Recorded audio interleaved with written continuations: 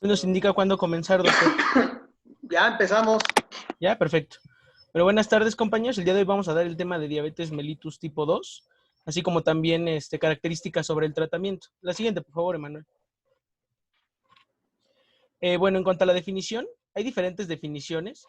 Cada bibliografía maneja más o menos conceptos, pero en sí, lo importante a rescatar de estas definiciones es que, como lo dijo ayer, bien dicho Alberto, es un conjunto de síndromes que culminan o que son producto de una hiperglucemia crónica aunado a un defecto en la acción o en la producción de la insulina. Es lo que podemos rescatar de estas definiciones. La siguiente, por favor. En la clasificación, de igual manera, se abordó el día de ayer. Clasificación más que nada en cuatro tipos, la diabetes tipo 1 y sus subtipos, la diabetes tipo 2. Dentro del grupo de otros específicos se encuentran las MODI y se encuentran secundarias infecciones o a trastornos gastrointestinales. Y la otra que es la diabetes gestacional. Algunos puntos a rescatar sobre la clasificación son los que tienen a su lado derecho. La clasificación de diabetes está basada en el proceso patogénico que culmina en esta hiperglucemia y en esta alteración de la insulina. Algunas bibliografías marcan o denominan a la diabetes tipo 2 como diabetes del adulto o como diabetes no insulino dependiente. Refiere la ADA del 2020 que estos términos ya se volvieron obsoletos debido a que en dado caso de que exista un mal manejo, que el paciente caiga en falla terapéutica, va a necesitar de una insulinoterapia. Entonces realmente esos términos se dejaron de usar. Y bueno, el último punto que se ha dejado de emplear la edad como criterio. Les comentaba que diabetes tipo 2 era también denominada como la diabetes del adulto debido a que se presentaba en pacientes que tenían arriba de 40 años. Esto se ha modificado debido a los estilos de vida que se han practicado en las últimas décadas en el país, que ha reducido la edad de incidencia en los pacientes con diabetes mellitus tipo 2. La siguiente, por favor. Ahora vamos a hablar un poquito de la epidemiología. Se estima que a nivel mundial para el año 2019 existían 463 millones de pacientes con diabetes. Se estima que para el año 2030 existan 568 millones y que para el 2045 sean aproximadamente 700 millones. Esto quiere decir un 51% en el incremento en el número de casos. Como podemos ver, la variación de los casos va a depender de acuerdo al área. Hay regiones en las que tenemos más casos, otras donde tenemos menos. También tenemos la estimación al año 2045 de los casos y, por ejemplo, hay países y continentes, por ejemplo, en el caso de África, en los cuales se va a ver un incremento de hasta el 143%, pasando de los 19 millones a los 47. En el grupo en el que se encuentra México, en América del Norte y el Caribe, se espera que tenga un incremento del 33%, mientras que en países un poquito más desarrollados, o bueno, en el continente, precisamente hablando del continente europeo, se espera únicamente un incremento del 15%, de 59 a 68 millones. Como ya les comenté, para el 2012 había 463 millones de personas afectadas. Esto quiere decir que uno de cada 11 adultos vive con diabetes. Para el año 2040 la cifra habrá alcanzado los 642 millones. Y como pudimos notar, el 77% de las personas con diabetes viven en países de ingresos bajos y medios. La mayoría de estas personas tenían entre 40 y 59 años de edad. Y el 50% de muertes atribuibles a la diabetes ocurre en personas menores de 60 años. Y bueno, la diabetes ha originado al menos 548 millones de dólares de gasto sanitario en el 2012. Esto pues es mucho porque es el 11% de los gastos totales de la sanidad en adultos de 20 a 79 años. Y en el 2014 causó 4.9 millones de muertes. Ahora, en México, 400 millones de personas refirieron haber sido diagnosticadas con diabetes. Los estados que mayor prevalencia tienen son la Ciudad de México, Nuevo León, Veracruz, Tamaulipas, Durango y San Luis Potosí. Y bueno, representa un gasto de 3.430 millones de dólares al año en su atención y las complicaciones. Bueno, también se mencionaba que el incremento de la actividad física, dieta adecuada y la reducción de peso disminuyen el riesgo de desarrollar diabetes entre 34 y 43%, efecto que puede durar de 10 a 20 años después de concluida la intervención. Más adelantito les voy a hablar un poquito más de esto.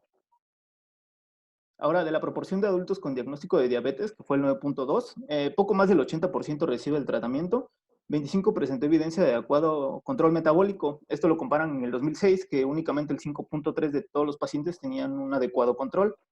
De estos, la complicación más reportada fue la visión disminuida en un 46.6% de los casos.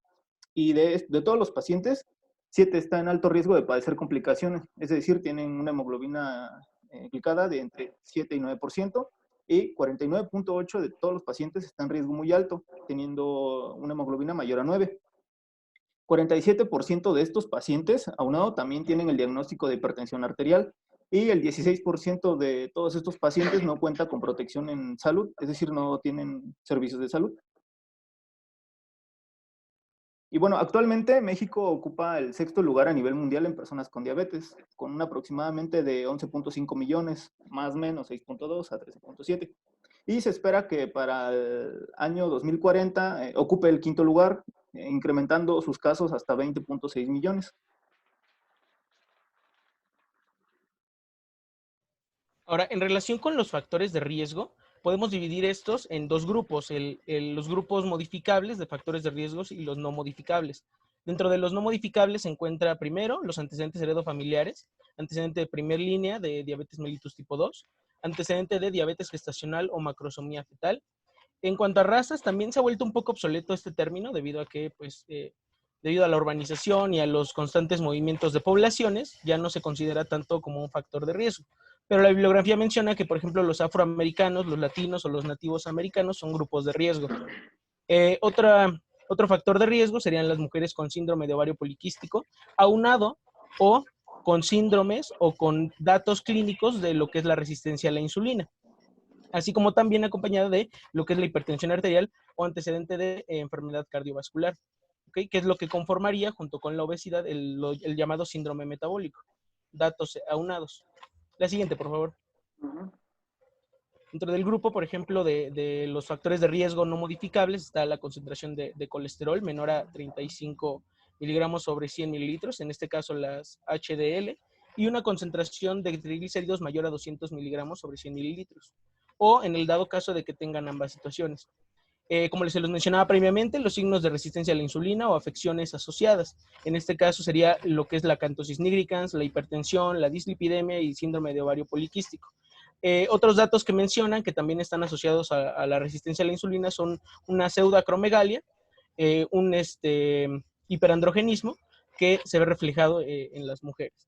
Un índice de masa corporal mayor a 25, sedentarismo, y bueno, los diferentes datos que son más que nada un criterio diagnóstico, como lo es una hemoglobina glicada de 5.7 a 6.4, que esté previamente identificada.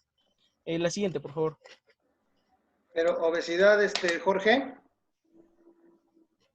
obesidad sería un índice de masa arriba de 30, ¿no? De 30, sí. Hablaría de un sobrepeso, pero sería obesidad arriba de 30, índice de masa corporal. Ok. Bueno, vamos a hablar algunos aspectos sobre la fisiopatología. Primero que nada, Jorge. Mande. Mira, antes de que se me vaya a olvidar, regrésate por favor a la anterior. A la anterior, por favor. Nunca me pongan DM tipo 2 en romano. Dice antecedente de primer grado. Ok. ¿Sí? Siempre siempre ponerlo correctamente. Tipo 2 en romano no se escribe así. Perfecto. Es un detalle, pero yo lo he visto en varios compañeros que lo siguen poniendo en número romano. Okay. ¿Sale? Entonces eso a lo mejor lo oyen como una tontería, pero habla mucho de ustedes, ¿eh? Gracias. Sale. Bueno, vamos a ver algunos factores, algunos aspectos de la patología. Vamos a mencionar primero lo que es la producción de la insulina. Bueno, sabemos que la producción de la insulina se lleva a cabo en lo que son las células beta pancreáticas, y el procedimiento es mediante la elaboración primero de precursores. Se estimula a nivel del núcleo lo que es la producción de RNA mensajero para la producción del primer precursor, que es la preproinsulina. Este viaja a retículo endoplásmico rugoso y mediante la acción de enzimas microsómicas va a cortarse y va a viajar bueno, es como se convierte ya en aparato de Golgi, lista para empaquetarse en proinsulina. Lo que hace el aparato de Golgi es empaquetarlo en gránulos de clatrina y pues liberarla, excretarla en estos gránulos de clatrina. Algo interesante y algo importante es que esta liberación está mediada por dos canales importantes, que es el canal de potasio dependiente de ATP o sensible a ATP, y el canal de calcio dependiente o igual sensible a voltaje. La siguiente, por favor. En este esquema está un poquito más, más específico. Lo que les comentaba, el conducto o el canal de potasio sensible a ATP. En este, si pueden observar ahí a la derecha del canal de potasio, está la palabra de sur, que es el receptor de las sulfonilureas. Este es un objeto, o es un objetivo de un grupo de fármacos, de las sulfonilureas, que lo que generan básicamente es una despolarización y estimulan lo que es la salida de insulina mediante los gránulos de clatrina. ¿Ok? La siguiente, por favor. Bueno, vamos a comenzar describiendo un poquito sobre, una vez que ya está secretada la insulina, va a viajar a través de torrente sanguíneo y va a llegar a los diferentes tejidos diana, tejidos insulinos sensibles, y se va a acoplar al receptor. Es un receptor con dos subunidades, es un receptor que juega a través de lo que es tirosina sinasa. Básicamente lo que ocurre es que llega la insulina, se une al receptor, la subunidad beta, que es la transmembrana, la más grande que se observa ahí en la imagen, se autofosforila y da pie a que se organicen o a que se generen dos rutas intracelulares. Por el lado izquierdo tenemos la vía denominada como vía mitógena y por el lado derecho tenemos la vía metabólica, que es la que está un poquito más aunada de manera inmediata a la fisiopatología de diabetes mellitus tipo 2. Del lado izquierdo, lo que se hace básicamente con la vía mitógena es activar el gen RAS y a partir de ahí, mediante una cascada de MAP sinasas, se origina el crecimiento y diferenciación celular, se estimula. Y por otro lado, tenemos la estimulación de los sustratos de receptor de insulina, que a su vez activan lo que es el fosfatidilinositol 3 sinasa, que activa lo que es PDK1, 2 y AKT. AKT es el punto central de la vía metabólica porque es el que va a activar a las diferentes subunidades que nos dan los efectos o los productos de la insulina. Por un lado tenemos la activación de mTOR, que nos da un aumento de la síntesis de proteínas. Por el lado de FOXO tenemos un aumento de adipogénesis. Esto es importante, hay que considerar a la insulina como un adipógeno. En su ausencia, obviamente, va a haber una lipólisis, que es parte también de la fisiopatología de diabetes mellitus tipo 2. Tenemos lo que es GSK3, que va a aumentar la síntesis de glucógeno. También es importante recordar que la insulina es glucogenogénica. ¿Por qué? Al existir o al estar la ausencia de insulina, se ocurre o empiezan a activarse las medidas contrarias ante estas acciones. Una de las cosas más importantes y principales que ocurren en la fisiopatología de diabetes también es la alteración en AS160, que es la subunidad que permite el transporte de los transportadores de glucosa a la membrana celular, que son los llamados GLUTs. Estos transportadores son los que permiten acoplarse en la membrana y meter o introducir a la célula las moléculas de glucosa. Hay un término muy llamado en los primeros pasos de fisiopatología que es la resistencia a la insulina y la insensibilización a la glucosa. ¿Qué ocurre en esto? Las células, al notar que existe una hiperglucemia, reducen el número de receptores de insulina, por una parte, y por otra parte, al reducir los niveles, se reduce también los efectos que produce la insulina. Por otro lado, se reduce el número de GLUTs que se tienen en la membrana. Si antes entraban 20 moléculas de glucosa, ahora únicamente van a entrar 10. Es así como se podría ejemplificar lo que es la insensibilización a la insulina y la resistencia a la insulina. Vamos a ver en otros esquemas más adelante cómo es que se va aunando el proceso fisiopatológico, cómo se va exacerbando la resistencia a la insulina y la insensibilización a la glucosa. Muy bien. La siguiente, por favor.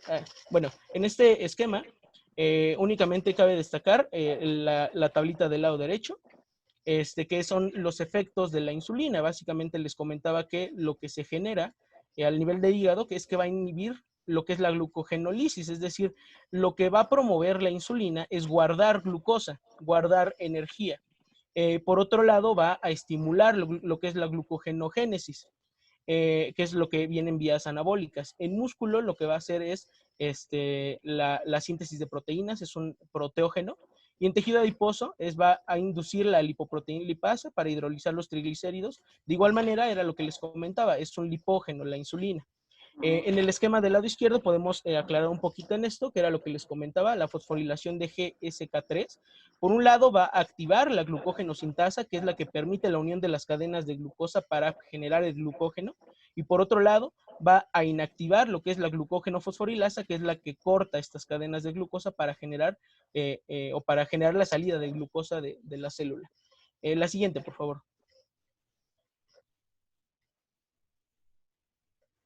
La fisiopatología. Entrándonos un poquito en puntos centrales de la fisiopatología, van aunados un poquito a la definición que les comentaba previamente. Es un desequilibrio entre la producción de insulina y sus requerimientos y una incapacidad de las células beta para compensar su demanda. El problema principal, la premisa principal que gira en torno a la fisiopatología de diabetes es que hay mucha glucosa, hay mucha insulina en un principio, pero no se está usando de manera correcta y no se está internalizando, lo que genera una especie de estrés a nivel corporal que induce los diferentes factores patogénicos. Por otro lado, existe lo que les comentaba, una hiperglucemia, una hiperinsulinemia y posteriormente otra hiperglucemia, perdón. Podemos dividir la hiperglucemia en una hiperglucemia primaria, que se ve compensada por una insulinemia primaria, que en este caso es el efecto de las células beta pancreáticas tratando de contrarrestar, tratando de compensar estos niveles altos de glucosa en sangre. Las células beta empiezan a perder la capacidad de secretar esta insulina, se empiezan a bajar los niveles de insulina en sangre y se contribuyen mediante otras vías los niveles de glucosa en sangre. Volvemos a una hiperglucemia. Hay una pérdida de la sensibilización de la insulina y uno de los efectos más característicos es que también hay una inflamación con una pérdida del número de células pancreáticas. Los vamos a ir desglosando un poquito más. La siguiente, por favor. Del lado izquierdo, vamos a acoplarnos a este, es un poquito más sencillo de explicar. Es la regulación del metabolismo de la glucosa mediante las dos principales hormonas, que es el glucagón, secretado por las células alfa, y la insulina, secretada por las células beta. En niveles bajos de glucosa, hay una estimulación hacia el hígado por las células alfa pancreáticas para que secrete glucosa de nuevo y se restablezcan de nuevo los niveles normales de glucosa en sangre. Por otro lado, cuando hay niveles altos de glucosa en sangre, se estimulan al tejido adiposo, se estimula igual, llega al tejido adiposo, llega al músculo, a los tejidos insulinos sensibles, lo que es la insulina, que rebaja o reduce los niveles de glucosa en sangre, y es así como se restablecen los niveles normales de glucosa en sangre. Es importante tener estos puntos clave claros porque van a servir para entender un poquito más la fisiopatología. La siguiente, por favor. Bueno, esto era lo que les comentaba, la resistencia a la insulina. Lo que es la resistencia a la insulina es definida como una poca respuesta de los tejidos insulinos sensibles ante la acción de la insulina, sumado a una insensibilidad de la glucosa. Hay 4 tejidos principales en esta resistencia a la insulina, que son los que generan ruido. Por un lado tenemos el páncreas, que aumenta la secreción de insulina por la célula beta.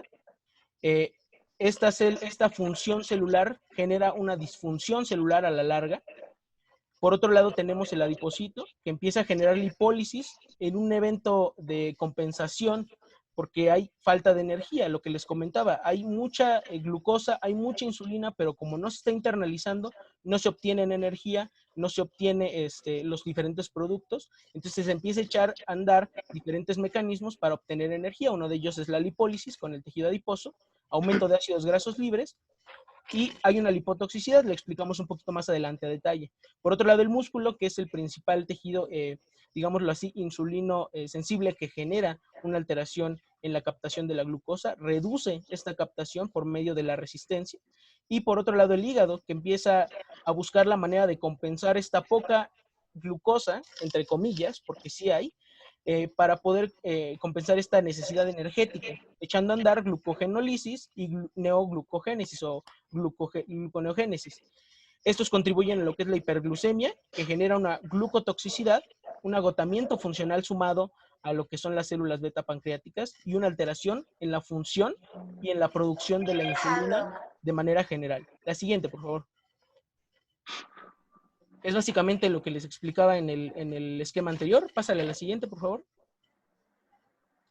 Ahora, vamos a ocupar, para explicar la fisiopatología, vamos a ocupar una clasificación de Ed Fronzo, que es un exitoso endocrinólogo que da clases en la Universidad de Texas, que propuso esta serie de pasos para entender la fisiopatología de la diabetes mellitus. Tiene un artículo que se llama del triunvirato al octeto ominoso, supongo que ya varios más o menos la conocen, y va explicándonos paso por paso cómo se generan estas alteraciones.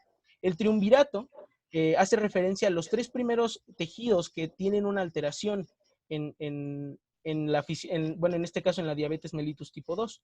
El primero que inicia es el del lado derecho, el tejido adiposo y el muscular, con una insensibilidad a la glucosa y una resistencia a la insulina. Por otro lado, se empiezan a generar producciones hepáticas de glucosa, como lo es la gluconeogénesis o la glucogenólisis, que aumentan el estrés celular en las células betapancreáticas, que llevan a una hipertrofia tisular y concluyendo en una disfunción. Es una pérdida de la capacidad compensatoria. Algo interesante que podemos comentar de esto es que al haber una hiperglucemia primaria, al haber una hiperinsulinemia, se genera un periodo de latencia, si así lo podemos manejar, es decir, se hace silente esta hiperglucemia durante muchos años por la capacidad compensadora que tienen las células beta. Una vez que las células beta, que se estima que es el 50%, dejan de funcionar, es cuando la persona comienza a tener el cuadro clínico, comienza a tener alteraciones propiamente dichas, y es cuando se acude a consulta y se realiza el diagnóstico. Entonces, del lado izquierdo les tengo un diagrama un poquito más sencillo, que es demanda fisiológica de órganos. Requieren glucosa, hay una producción de glucosa, porque pues no se sabe por qué se está deteniendo esta glucosa, pero se sabe que hace falta. Hay una resistencia al efecto de la insulina, así como también hay una resistencia al efecto, al efecto supresor de las diferentes vías que se tienen de la insulina. Es decir, al no acoplarse a su receptor y no producir los productos, valga la redundancia, no hay una supresión de la lipólisis, no hay una supresión de la glucogenólisis y no hay una supresión de la gluconeogénesis. Por ende, se echan a andar estas vías compensatorias. La siguiente, por favor. En este cuarteto disfuncional ya agregan de manera separada lo que es el tejido adiposo. Las primeras vías que se echan a andar son para generar glucosa de nuevo, glucogenólisis y gluconeogénesis. Al ver que estas vías no son compensatorias para poder generar esta normoglicemia o esta, digámoslo así, esta respuesta celular ante la energía, se empiezan a echar a andar las vías metabólicas alternas, en este caso lo que es la lipólisis. La lipólisis tiene muchas características que afectan a lo que es la fisiopatología. Por un lado, tenemos las complicaciones, por ejemplo, lo acaban de explicar en la cetoacidosis diabética. Se empieza a generar glucosa, al no tener este evento compensatorio, se empieza a generar energía por otras vías y se genera se hace la producción de los cuerpos cetónicos. La siguiente, por favor. Lo que les comentaba, la insulina es antilipolítica. Al no tenerse el efecto, se echa a andar la lipólisis. Esta lipólisis genera una hipertrigliceridemia que podría contribuir al cuadro del síndrome metabólico. Dentro de estas tantas acciones que tiene la lipólisis, una de las más importantes es la liberación de ácidos grasos libres. Estos ácidos grasos libres, aunado a su producción, se generan también adipocinas, que son sustancias, son proteínas que generan los adipocitos, que se pueden dividir en 2 grupos para un mejor entendimiento, las adipocinas buenas y las adipocinas malas. Cuando empieza a generarse lipólisis, se empiezan a generar adipocinas buenas. Lo vemos en el esquema del lado derecho con lo que es la adiponectina y la leptina. La adiponectina lo que hace es aumentar la sensibilidad de la insulina en los receptores y promover que se evite la secreción de las adipocinas malas, que en este caso son las del lado derecho, que son la resistina, la interleucina 6, el factor de necrosis tumoral alfa, el óxido nítrico, entre otras. Como empieza a haber una disfunción celular, empieza a haber un estrés oxidativo mayor, la secreción de las adipocinas buenas, es decir, adiponectina y leptina, empieza a decaer y empieza a gobernar el efecto de las adipocinas malas. Este efecto básicamente genera inflamación. Interleucina 6, factor de necrosis tumoral alfa y óxido nítrico hacen un llamado de polimorfonucleares a las células. Estos secretan más interleucina 6, más factor de necrosis tumoral alfa, más óxido nítrico, y se genera una especie de círculo vicioso en el caso de las resistinas o de las adipocinas malas. Otro efecto de lo que son las adipocinas malas es la alteración en el receptor de insulina. Lo que hacen las adiposinas, siendo específicos el factor de necrosis tumoral alfa e interleucina 6, es evitar o de alguna manera lisar lo que son los sustratos de receptor a insulina. Lo vimos cuando explicamos el efecto intracelular. Bloquean estas subunidades y se bloquea toda la cascada subsecuente de la vía metabólica de la insulina. Por otro lado, la anterior, por favor. Por otro lado, se intenta compensar este efecto de la lipólisis con los PPAR gamma, que son receptores intranucleares que al unirse o al tener un ligando empiezan a generar eventos compensatorios. Dentro de sus funciones está, por una parte, evitar que se genere la lipólisis, es decir, empiezan a generar que se guarde de nuevo lo que es la grasa, los tejidos, los ácidos grasos libres, sensibilizan de alguna u otra forma también a lo que es la célula, al receptor de insulina, es decir, aumentan el número de receptores para que pueda establecerse de mejor manera el ligando receptor y los diferentes productos. Los PPAR gamma son un objeto terapéutico, se usan, por ejemplo, en las tiazolidinedianas, que son para ligarse a los receptores PPAR gamma, y así generar una sensibilización a lo que es de la célula diana, de la célula blanco hacia la insulina. La siguiente, por favor, ahora sí. Bueno, en cuanto al metabolismo, aunado a esta inflamación, empieza a haber una pérdida de la concentración de células beta. En el esquema de arriba de la izquierda, les comentaba, era lo que les comentaba en un principio, hay una hiperglucemia que se ve compensada con una hiperinsulinemia. Pasamos a tener durante muchos años una hiperglucemia compensada y posteriormente pasamos a ahí está mal, disculpen, una hiperinsulinemia no compensatoria. Empieza a haber déficit de insulina y regresamos a lo que es la hiperglucemia. La lipólisis también genera estrés oxidativo, que es lo que denominamos como la lipotoxicidad, sumado a las adiposinas malas, y se genera por otra parte glucotoxicidad, que lo que hacen en las células beta pancreáticas es activar los receptores FAS con su ligando FAS-L y activan la vía de las caspasas para generar apoptosis de las células. ¿Ok? Eso es lo que podemos decir de la pérdida de las células beta. La siguiente, por favor. Seguimos con el quinteto disfuncional, pásale a la siguiente. Lo que tenemos es una alteración en el efecto incretina. ¿El efecto incretina qué es? La definición del efecto incretina es la secreción de hormonas ante la presencia de glucosa o ante la ingesta de glucosa. Es un evento compensatorio que se hace de manera gastrointestinal, en donde se secretan, como se los comentaba, incretinas, hormonas gastrointestinales, que estimulan a las células beta para generar o para producir insulina.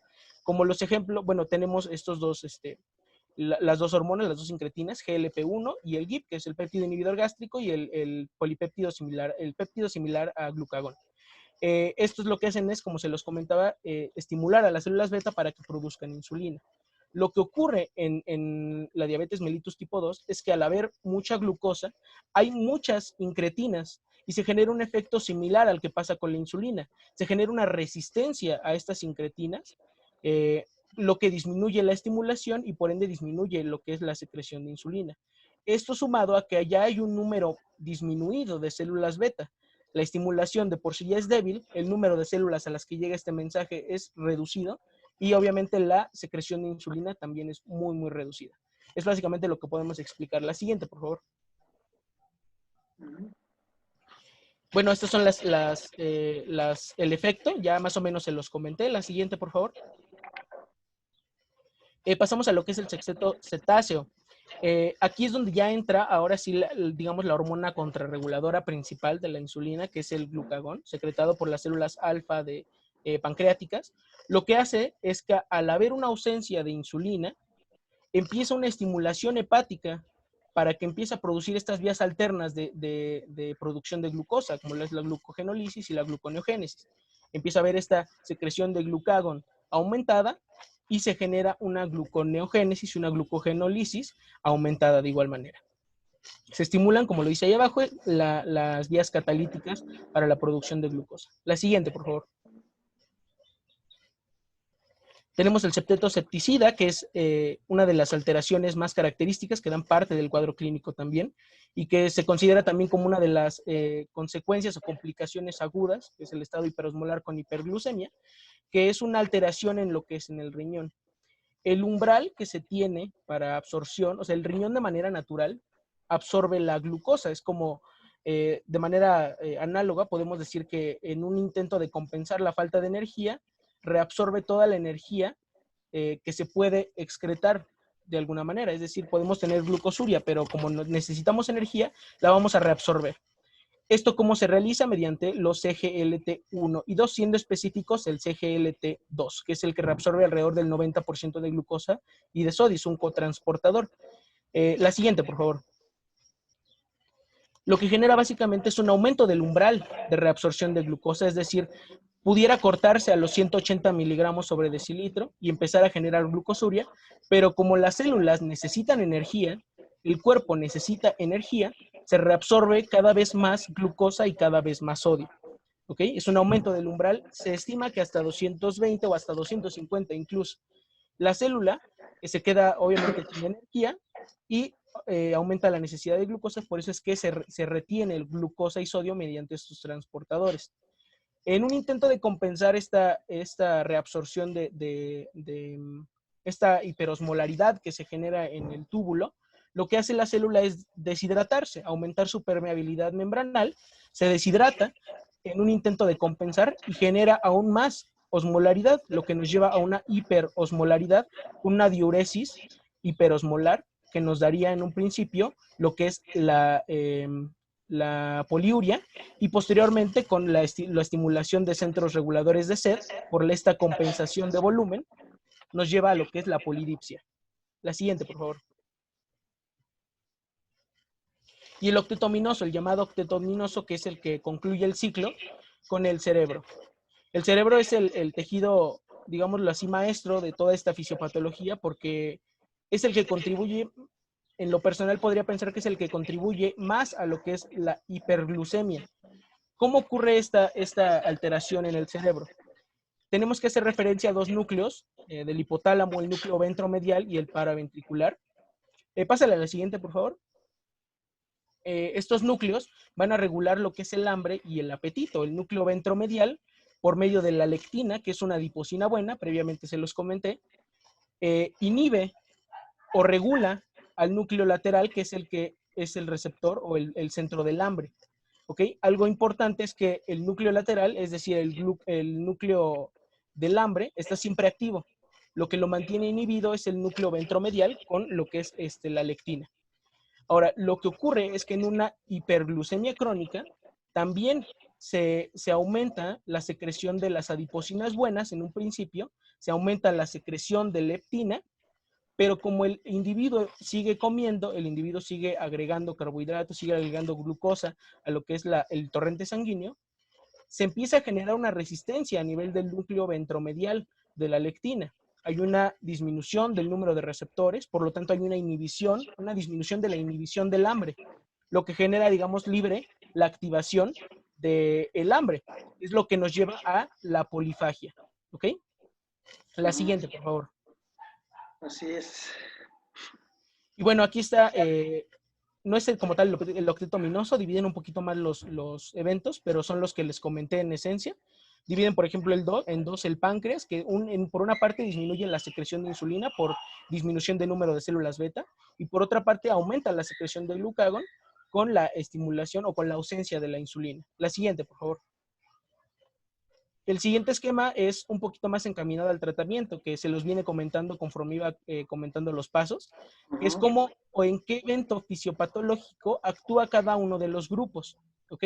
Y cómo es que, de hecho, una de las reglas que maneja el autor Ralph Fronzo es que para saber jugar el juego de diabetes, tenemos que atender a cada una de las alteraciones que hay fisiopatológicas. Y como lo muestra en su diagrama, en su imagen, cada una de las alteraciones se ve, digámoslo así, compensada o se ve inhibida por un grupo de fármacos. La siguiente, por favor. Faltaba de mencionarles, ya se los había comentado previamente un poquito, pero vamos a continuar hablando sobre eso un poco más específico, que es la polidipsia y la poliuria. Es una hiperosmolaridad generada por la retención aguda masiva de glucosa, sodio y agua, que nos lleva a una hiperosmolaridad. La célula se deshidrata, estimula centros de la sed y es como se genera la polidipsia. Se genera una diuresis osmótica que nos lleva a una poliuria. Esto es importante también considerarlo en el cuadro clínico porque como aumenta la diuresis, también hay una disminución del volumen de agua, lo cual nos lleva a uno de los datos clínicos principales, que es la pérdida de peso, que es la cuarta P. ¿Ok? Entonces, como consideramos eso. Y ahora, retomando un poquito la premisa que les comentaba de necesito energía, pero, o sea, tengo energía disponible, pero no la estoy sabiendo aprovechar, se genera también lo que podemos decir como la astenia o adinemia crónica, el cansancio crónico, que se genera también lo que es en el cuadro clínico. La siguiente, por favor. ¿Alguna duda en cuanto a fisiopatología o en cuanto a lo que se explicó? Exactamente, sí. Como lo dice Alberto, la pérdida de peso también está mediada por el aumento de la lipólisis. Esto se ve un poquito frenado, no es tan inmediato como en el caso de la pérdida de volumen masiva por medio de la diuresis, porque tenemos el efecto compensatorio de los PPAR gamma, que en este caso no es tan crónico, este efecto compensatorio, pero sí detiene un poquito este proceso de lipólisis acelerada o lipólisis aumentada. ¿Ok? Entonces, de manera, digámoslo así, primaria, lo que genera una disminución del peso es la excreción de líquidos de manera descontrolada. ¿Ok? ¿Alguna otra duda? ¿O algún otro comentario? No, Va. Perfecto. gracias. Ok, muy bien, ahora vamos a pasar propiamente a lo que es la clínica. Como ya nos estaba comentando nuestro compañero, la hiperglucemia se va a desarrollar lenta pero gradualmente. Y en las etapas más tempranas a menudo no va a ser lo suficientemente grave o alta como para que el paciente note los síntomas clásicos. Sin embargo, en esa tablita nos ejemplifica la diabetes en 5 etapas clínicas. Quiero mencionar que no hay un sistema de estadificación oficial para la diabetes mellitus tipo 2, pero es con fines para explicarlo.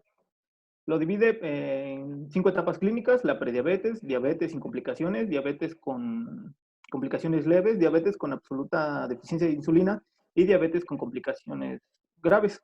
La primera etapa clínica es la prediabetes.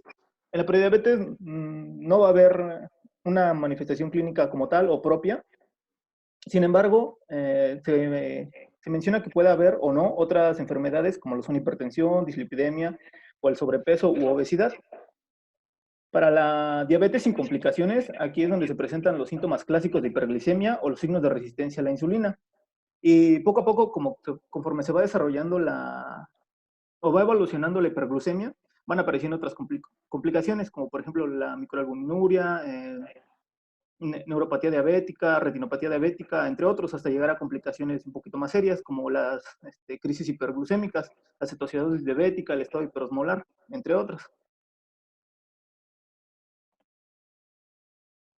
Ahora, propiamente de la diabetes sin complicaciones, les mencioné que podían ser síntomas propios de la hiperglucemia o síntomas o signos de resistencia a la insulina o condiciones que están asociadas a esta.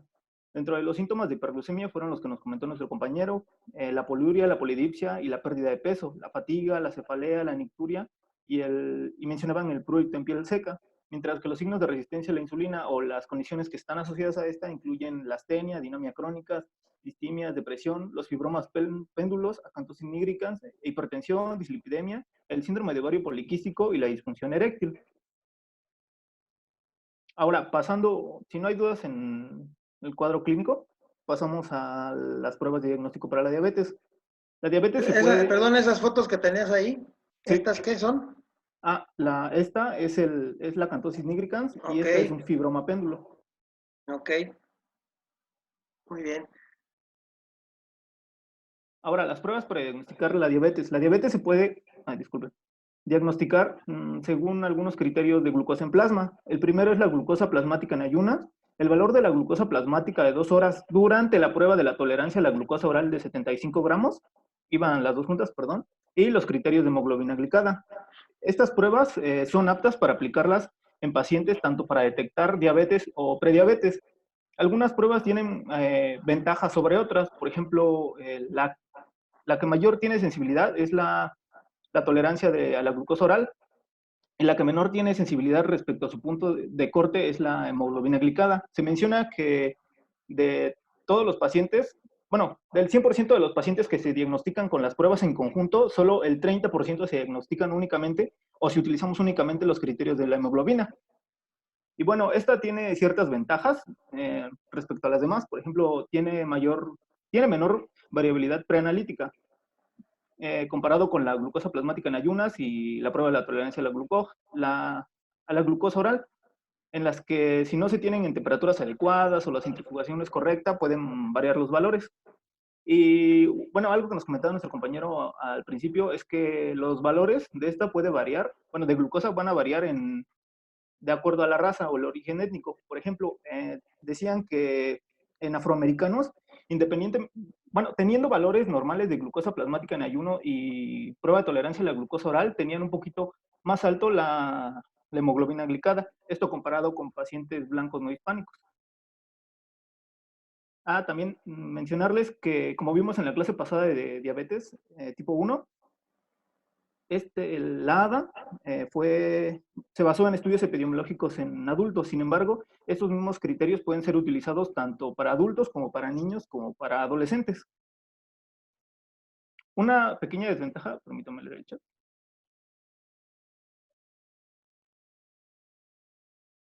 Sí, claro, más adelante lo voy a mencionar cuando dé la confirmación del diagnóstico.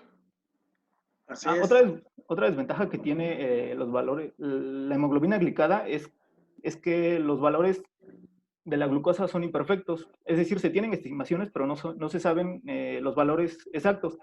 Por ejemplo, el valor aproximadamente de 5% de la hemoglobina glicada correspondería a un 97%, pero puede tener variaciones. Así con 97 miligramos, ¿no? 97 miligramos sobre decilitros, perdón. Ajá. El 6% de 126, el 7 de 154 y bueno, así sucesivamente.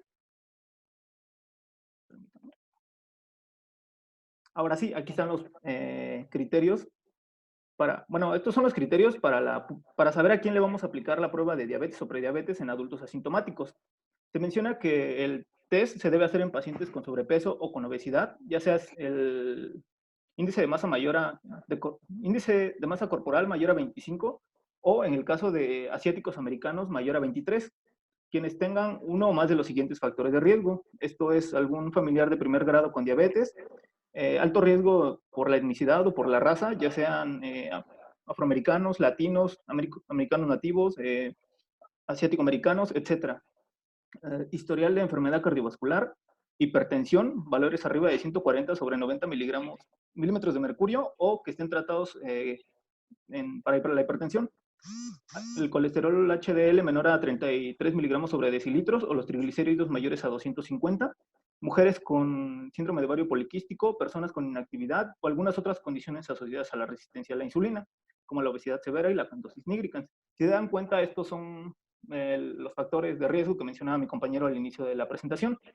Pero bueno, además de estos, también se menciona que los pacientes con prediabetes, es decir, con valores de hemoglobina glicada mayores a 5.7, al rato más también les voy a dar los criterios para prediabetes, deben hacerse el test anualmente.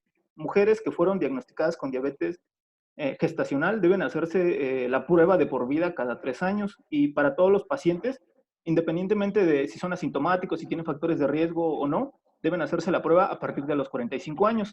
Se menciona que si los resultados han sido normales, el tiempo mínimo que deben de esperar para volverse a realizar la prueba debe ser de 3 años. Esto dependiendo de los valores que hayan tenido, las comorbilidades, entre otras cosas. También se menciona que para niños mayores de 10 años o después de la pubertad, cualquiera de la que pase primero, que tengan sobrepeso y factores de riesgo, se les puede realizar la prueba. Ahora sí, aquí están los criterios para el diagnóstico de diabetes.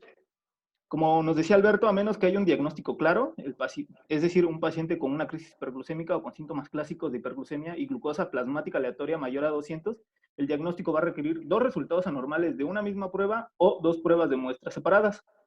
Estas pruebas son la glucosa plasmática en ayuno mayor a 126 miligramos sobre decilitro, con un periodo de 8 horas de ayuno, la prueba de tolerancia a la glucosa, que debe ser con una carga de 75 gramos, mayor a 200, la hemoglobina glicada mayor a 6.5 y en pacientes, y bueno, lo que le mencioné, con síntomas de hiperglicemia o una crisis hiperglicémica, una glucosa al azar de mayor a 200. Como les mencioné, el diagnóstico va a requerir 2 resultados anormales de la misma muestra o 2 muestras de la prueba por separado. Por ejemplo, yo puedo realizarle a un paciente 2 pruebas de la hemoglobina glicada de una misma muestra y Por ejemplo, y si las dos una me sale en 7 y una me sale en 7.2, ya lo tomo como diagnóstico. También si le tomo una De una plasmática, misma muestra, Cristian, ¿cómo? Ya no te entendí. O sea, de una misma muestra le tomas 2 veces la hemoglobina glucosilada, ¿o cómo? ajá, fue lo que decía, el diagnóstico requiere 2 resultados de la misma muestra o en 2 muestras de pruebas separadas. Mm, ahí está medio raro. Ajá, o también puede ser que se realice una glucosa plasmática en ayuno y salga con 150 y una hemoglobina glicada que salga en 7, también se confirma el diagnóstico. Por otra parte, si en alguna, por ejemplo, si en la glucosa en ayunos sale en 100, pero en la hemoglobina glicada sale, o bueno, sale con valores por arriba del umbral, tomamos en cuenta la prueba que salió más alta y sobre esa prueba volvimos a repetirla. Y si sale alta, corroboramos el diagnóstico. Y bueno, ¿hasta aquí alguna duda? A ver, ¿tus compañeros tienen alguna No, duda? gracias. No.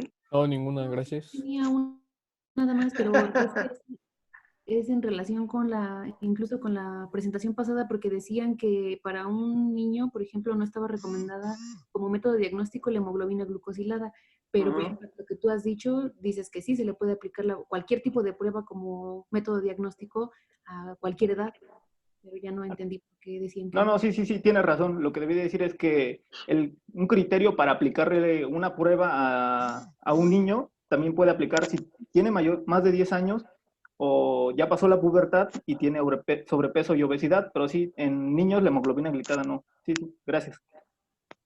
Ahí fue cuando dijiste que tuviera 10 años o más o que estuviera en la pubertad, cualquiera de las dos cosas que pasara primero, ¿no? Ajá, así es.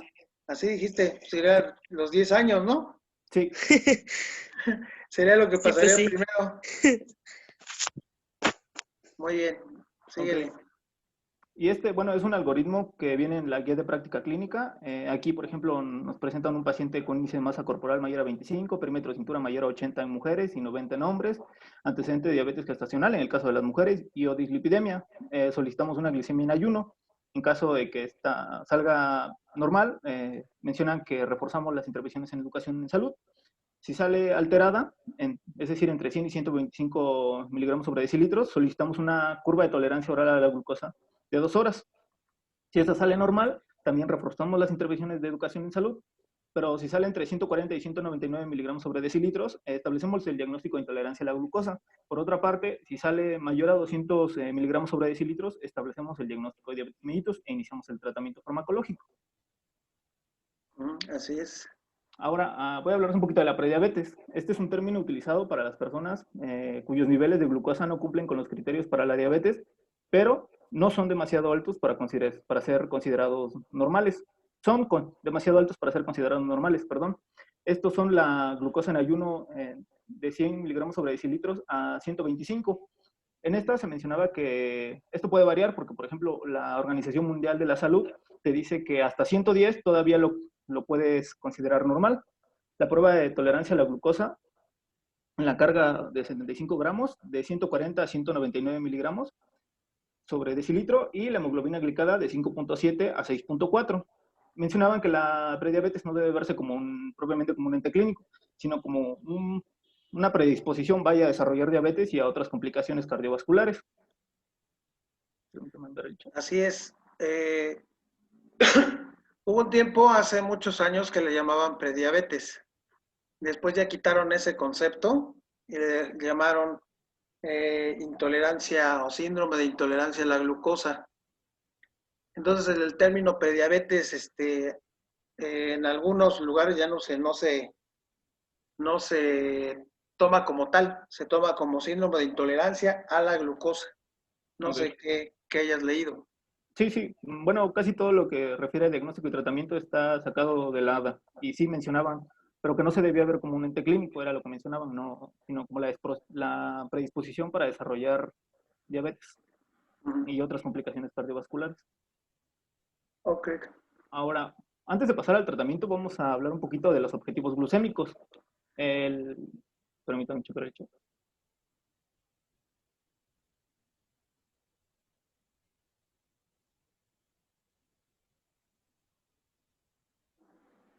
Ah, sí, la hemoglobina glicosilada, como mencionó ayer en la clase Santiago, puede tener variaciones, ya sea por un incremento en el recambio leucocitario o eritrocitario o por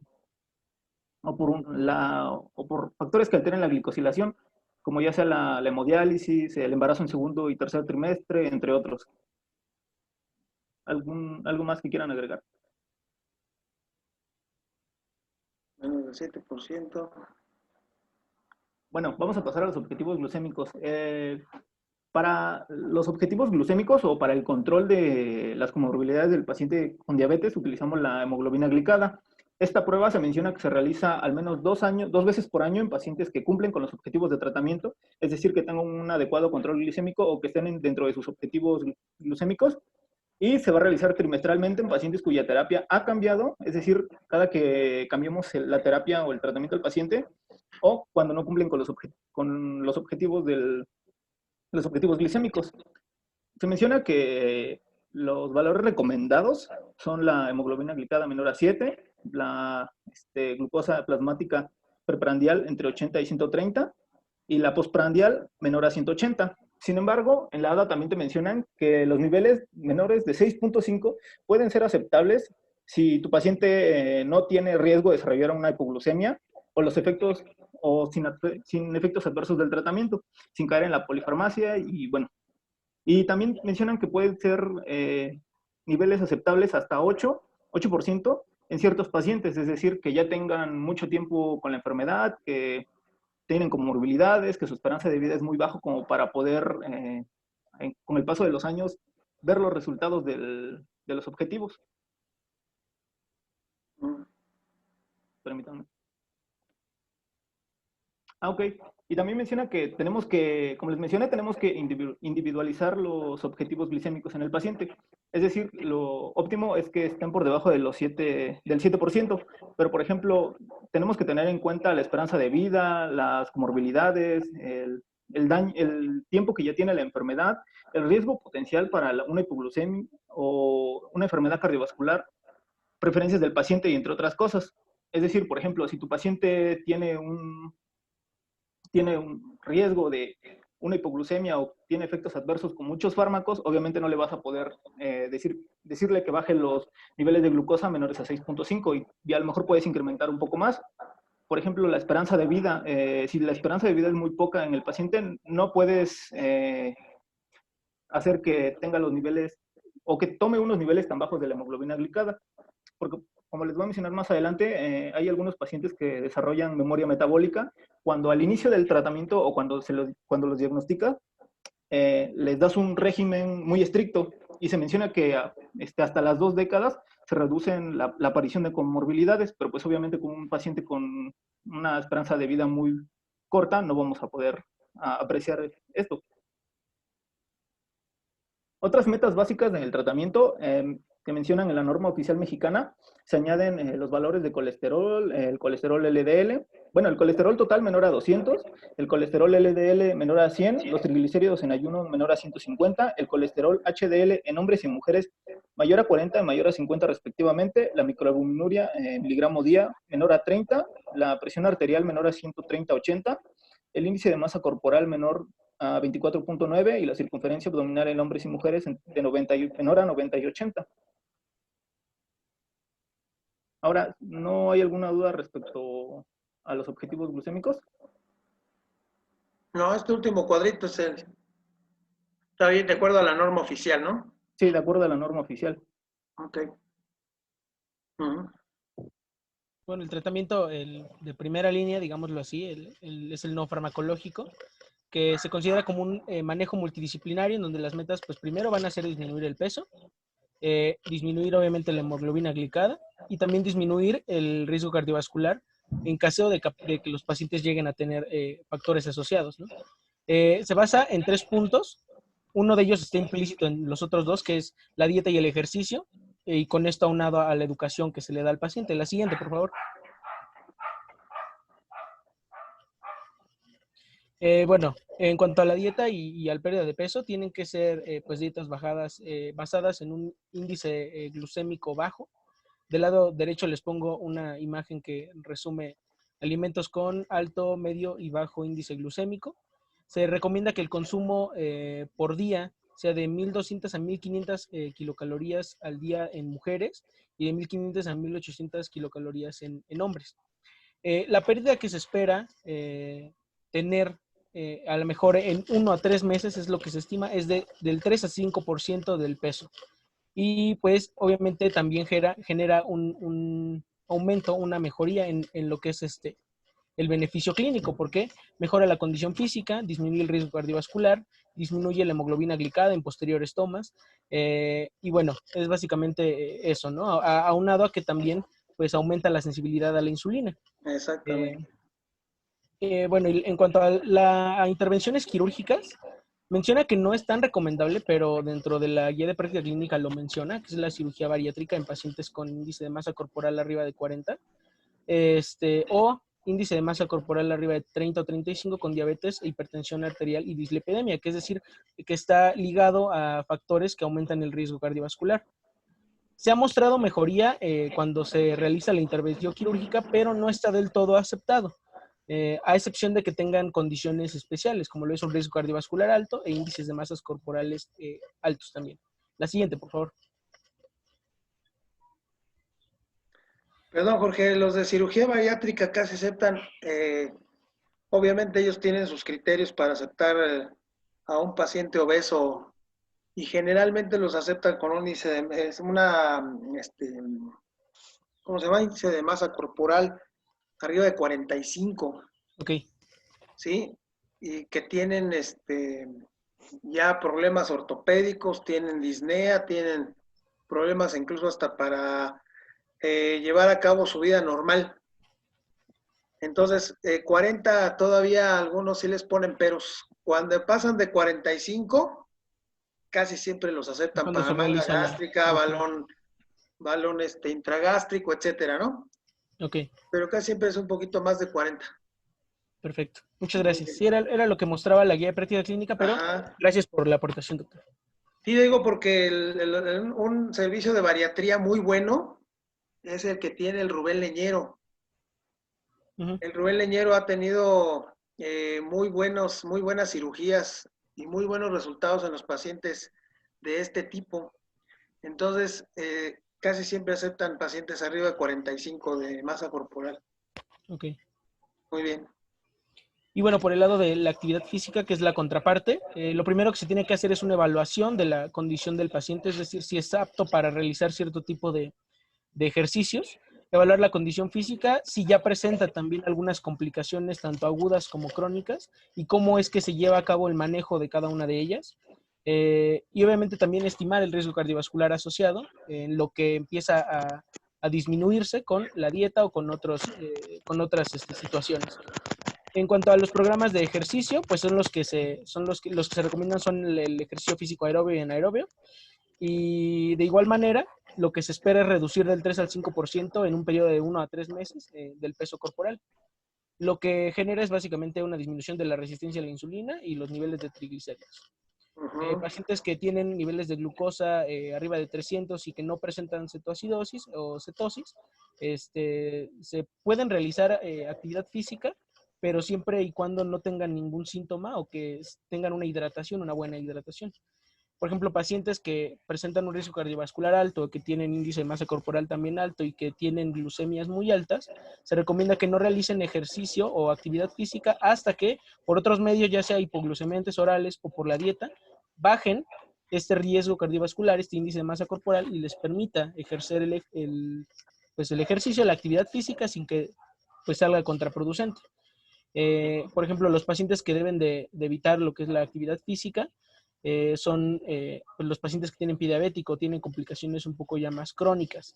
Lo que se debe también evitar en cuanto a la actividad física en un paciente diabético son actividades o ejercicios anaeróbeos o en donde involucren maniobras de tipo valsalva, es decir, cargar cosas pesadas debido a que pueden alterar e incluso complicar las complicaciones crónicas que están en curso. Y bueno, está contraindicada la actividad física en pacientes descompensados, en pacientes que han caído en falla terapéutica. La siguiente, por favor. Bueno, en cuanto a la actividad física, podemos dividir las ventajas en cuanto a corto y a largo plazo. En cuanto a corto plazo, pues va a haber un aumento de la captación muscular de glucosa. ¿Esto porque disminuye la insensibilización a la glucosa y también mejora la sensibilidad a la insulina? A mayor actividad física, mayor utilización también de estos carbohidratos, aumentan los requerimientos de carbohidratos, se utiliza de mejor manera la insulina disponible y se hace uso de la hiperglucemia que se tiene también disponible. También hay una mejora de la acción sistémica de la insulina de las 2 a las 72 horas. En cuanto a las ventajas a largo plazo, hay un mantenimiento de la acción de la insulina, es decir, este uso, digámoslo así, a corto plazo que se estimula, se hace de largo plazo. Hay una disminución también de los triglicéridos, del LDL de colesterol, y no genera cambios, es decir, no aumentan ni disminuyen los HDL de colesterol o triglicéridos. ¿Ok? La siguiente, por favor. Bueno, esta es una pequeña tablita. Ya se los había comentado previamente en cuanto al esquemita que les mostraba de Ed Fronzo, pero bueno, aquí está un poquito más explicado. Permítame. Sí, bueno, ahora sí vamos a empezar con lo que es la terapia, el tratamiento farmacológico para la diabetes. La terapia inicial, la metformina es el agente farmacológico inicial preferido para el tratamiento de la diabetes tipo 2. Se debe continuar siempre que sea tolerada y no contraindicada. Por ejemplo, en el caso de los pacientes con una tasa de filtración glomerular estimada menor a 30. Y se deben agregar otros agentes, incluida la insulina, a la metformina. La terapia de combinación temprana, es decir, como terapia inicial, darle una terapia combinada, se puede considerar en algunos pacientes al inicio del tratamiento, cuando los niveles de la hemoglobina glicada están 1.5 a 2% por encima del objetivo. Esto porque se menciona que, por ejemplo, la metformina o las sulfonilureas disminuyen entre 1 a 2% la hemoglobina glicada, pero sin embargo la ADA te menciona que el promedio de la disminución es de 1 para casi todos como terapia inicial. Entonces es por esto que puedes considerar una terapia de combinación temprana en estos pacientes. Incluso puedes considerar la introducción temprana de la insulina si hay evidencia de catabolismo continuo, es decir, pérdida de peso, síntomas de hiperglucemia o los niveles de la hemoglobina glicada están arriba de 10 o los niveles de glucosa en sangre mayores a 300, es decir, están muy altos. Aquí los niveles de la hemoglobina glicada en la guía de práctica clínica te toma a partir de 9%. Y bueno, si no se alcanza el objetivo de la hemoglobina glicada después de 3 meses, la metformina se puede combinar con cualquiera de las otras 6 opciones de tratamiento preferidas. Ahora, la terapia combinada en pacientes con enfermedad cardiovascular aterosclerótica o indicadores de alto riesgo con enfermedad renal establecida o insuficiencia cardíaca, los fármacos que se recomiendan para la terapia combinada son los inhibidores del cotransportador o los análogos del péptido similar al glucagón. Estos, ya que estos tienen un beneficio demostrado de enfermedad cardiovascular y se recomienda como parte del régimen de reducción de glucosa independiente de la hemoglobina glicada y en consideración de los otros factores específicos del paciente. Es decir, pacientes y las características antes mencionadas, como por ejemplo la elección del medicamento se basa en evitar los efectos secundarios, la hipoglucemia y el aumento de peso, el costo y las preferencias del paciente. Y consideraciones similares se aplican en pacientes que requieren un tercer agente para lograr los objetivos glucémicos. Y bueno, los regímenes de tratamiento se deben revisar continuamente cada 3 o 6 meses, dependiendo de si el paciente tuvo un control o llegó a los objetivos esperados. Y bueno, como les mencioné, la efectividad absoluta de la mayoría de los medicamentos rara vez supera el 1%. Pero bueno, en esta tablita se analizan las características de todos los fármacos, la eficacia, el riesgo de desarrollar hipoglucemia, el efecto que tienen sobre el peso, los efectos cardiovasculares, obviamente muy importante el costo, el tipo de administración, los efectos renales que pueden llegar a tener y algunas consideraciones adicionales. Por ejemplo,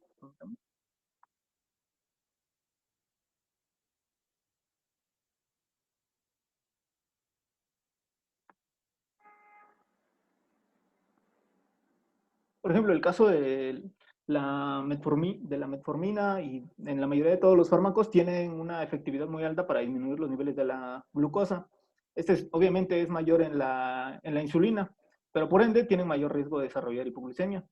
Los cambios en el peso. Se menciona que la metformina es neutral, pero en la guía de práctica clínica te dice que pueden disminuir desde 1 hasta 5 kilogramos. Y de ahí, por ejemplo, los inhibidores del cotransportador, los análogos del péptido similar al glucagón, tienen un beneficio porque disminuyen el peso. Ya las tiazolidinedionas, las sulfonilureas y las insulinas tienen tendencia a ganar peso y se tienen que considerar cuando se añaden como segunda opción de terapia en los pacientes. Los efectos cardiovasculares, como les mencioné hace ratito, lo que son los inhibidores del cotransportador y los análogos del péptido similar al glucagón tienen beneficio demostrado sobre las enfermedades cardiovasculares. En este caso, por ejemplo, la empagliflozina y la canagliflozina. Incluso algunos sobre la insuficiencia cardíaca, como es el caso de la empagliflozina.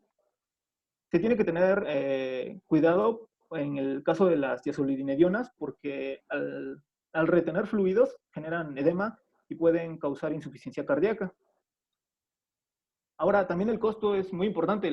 La segunda opción del tratamiento son los inhibidores y los análogos del péptido similar al glucagón, pero pues estos son los que tienen el costo más alto, comparados con la metformina o las sulfonilureas o las tiazolidinedionas, que tienen un precio relativamente, bueno, son accesibles a la mayoría de la población. La metformina es el primer fármaco de elección por el precio, por el poco riesgo de desarrollar hipoglucemia y por otras características que tiene. Ahora, sobre los efectos renales, como les mencioné, hay que tener cuidado con los fármacos porque en pacientes que tienen insuficiencia renal crónica o insuficiencia hepática, se menciona que debes iniciar de primera instancia la terapia con insulina. Y en la metformina en el caso de la metformina y en los demás está contraindicado cuando la tasa de filtración glomerular estimada es menor a 30 mililitros sobre minuto. Así es. En 33 metros cuadrados, entonces se tiene que tener particular cuidado. Y se menciona que en pacientes con insuficiencia renal o que tienen alguna sobredosis de metformina pueden desarrollar acidosis láctica. Se menciona que esto ya es muy raro, pero que aún así hay pacientes que, bueno, son potenciales para desarrollar esto, además de los efectos gastrointestinales que pueden tener, y como la diarrea, las náuseas, entre otros, pero que estos, con la titulación del fármaco, van disminuyendo. Y también tiene potencial para desarrollar deficiencia de B12 en pacientes con problemas neurológicos, incrementa sus síntomas. En el caso de los inhibidores... Perdón, ¿sí? ese es el coco de la metformina, ¿verdad? Sí. Los efectos gastrointestinales es la principal causa por la cual se las tenemos que quitar y hacer otro tipo de combinaciones por los efectos gastrointestinales de la metformina. ¿Sale? Lo mismo pasa con los análogos del péptido similar al glucagón, porque se mencionan que son muy buenos fármacos, incluso cuando el paciente llega a necesitar una terapia inyectable, puedes considerar darle los análogos antes de la insulina, pero por los costos y por las molestias gastrointestinales que sufren los pacientes, son los motivos que dejan el fármaco. Así es el coco de esos, ¿verdad? Ajá. Respecto a los inhibidores del cotransportador, hay algo que en los fármacos que la FDA denomina la caja negra y son riesgos a desarrollar efectos adversos. Por ejemplo, en el caso de los inhibidores del cotransportador, tienen riesgo para la amputación, para fracturas y, bueno, para las infecciones genitourinarias, entre otros. Porque, bueno, como les mencionó mi compañero, al expulsar la glucosa por la vía urinaria, tiende a ser como un medio para el crecimiento de agentes infecciosos.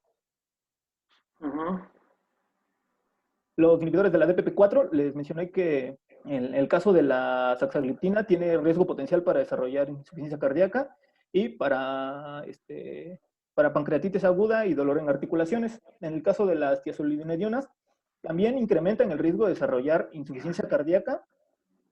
Como les mencioné, retienen fluidos y puede haber edema, entre otros efectos adversos. Y las sulfonilureas, se debe tener precaución únicamente en este fármaco, que es la tolbutamida. La tolbutamida, a pesar de que aquí te mencionan que debes tener cuidado, la norma oficial mexicana es uno de los fármacos que todavía siguen recomendando o que todavía mencionan en la norma. Y bueno, en la insulina, la consideración adicional es que pueden haber reacciones en el lugar de la inyección y pues el riesgo de hipoglucemia es muy alto, es mayor al de todos los fármacos. ¿Hay alguna duda?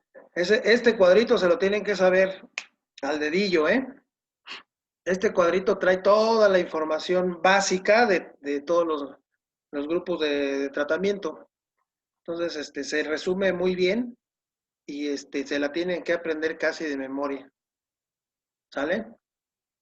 Precisamente este cuadrito que estamos ahorita viendo. Respecto, se me olvidó decirles a las dosis, el uso de las dosis, casi todos los fármacos, si no es por las tiazolidinedionas, requieren un ajuste en la dosis cuando hay una insuficiencia renal. Pero ahora, como les mencioné, el primer fármaco que vamos a elegir para la diabetes es la metformina. Esto aunado a los... Permítanme ver el chat.